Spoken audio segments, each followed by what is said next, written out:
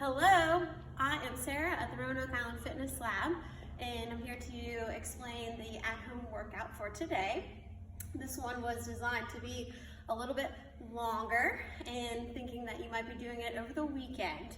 So here we're going to try to do 7 reps of these 7 movements, and I'll demonstrate and explain each of those next, in which you can use a kettlebell or a dumbbell, or if it's too challenging, you can do these just as body weight exercises.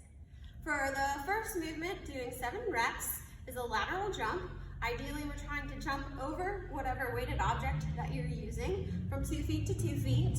Going back and forth would be 1, so doing this as a challenging exercise today, so that would be 2. If you are intimidated by jumping over your object, you can simply jump behind it and jump back and forth 2 feet to 2 feet. And again, if you start getting tired through the duration of this workout, you can also modify this by just stepping back and forth to keep yourself moving. The next movement I like to call a good morning, that you can also do with your kettlebell or your dumbbell. I've also seen this referred to as a Romanian deadlift. So you're gonna get your feet under your hips, keep your knees just slightly bent, and make sure that your back stays flat. So first, just bend down to get your object. So knees bent, shoulders back. You're gonna fold over as far as you can, keeping that back flat. So maybe that's just to your shins, or challenge yourself to the fullest range of motion that you can without letting yourself collapse. Okay, so tight core, slight bend in the knees, fold at the waist, stand all the way back up without overextending to arch your back at the top. And the next movement, sumo deadlift high pull. You'll have your legs wide with your feet pointed out, your toes pointed out.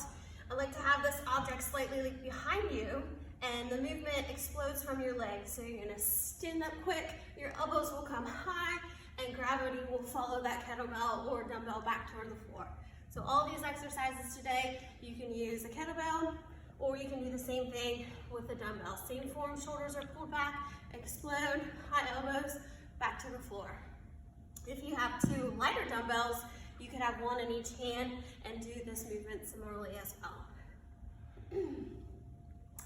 The next movement on the workout today are called goblet squats. So it's a front squat with whatever object you're able to use, or you can modify this by doing air squats or body squats without any weight. So you have your feet outside your hips, you're gonna hold your object at your front and squat all the way down and stand all the way up. Go. The next movement are kettlebell slings, or you can also do these with your dumbbells. Again, I like to have the object behind me so that the movement initiates by you having to get this bell off the floor. So if you need to start a couple slow, you're exploding with your hips to get that kettlebell to your eye level, or if you're comfortable, we're trying to get this kettlebell over your head and trying to get your ears in front of your arms. Don't let the weight of your kettlebell pull your chest forward. You should always be looking out and away at something. Beast. The next movement are seated twists. So you'll sit yourself down. You can hold your weighted object if you're up for it and twist yourself side to side. You can make this harder by putting your feet up into the air and twist side to side. Or if that becomes too challenging, you can do the seated twist without your weighted object and twist side to side. Try to keep your belly tight and your back flat, and find that place of gravity where you're leaning just slightly back and your core is working to stabilize yourself there. You can always keep your feet on the floor also to modify this.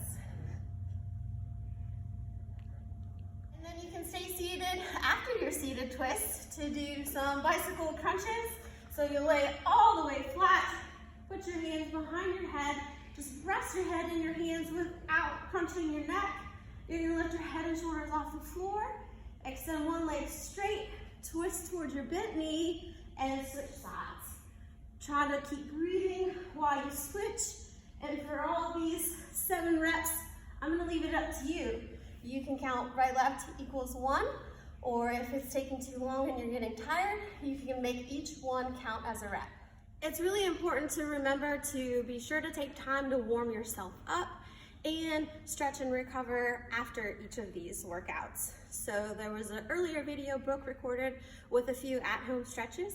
I'm gonna give you one more idea today to add on to that, especially with the movements from today. A lot of times when we're standing in place and you feel maybe something started getting tight, maybe just walk around for a minute to get that blood circulating through your body. But a good stretch I like to do at home, you can do this against a wall or against a counter. And you're gonna find something, this is a little low for me, you're gonna find something where you can put your hands about shoulder height. And you're gonna sit yourself back to be able to press your hands either against the counter or you can press them flat against the wall. And you'll feel a stretch through your back and the backs of your legs and even through your arms and your traps. So activating your arms to press down or against the wall and sitting back into mostly straight legs. If you can hold this position for at least 30 seconds or work your way up to a minute, that's a great way to either warm yourself up for a workout or recover and cool yourself down. Make sure you keep breathing through the entire stretch.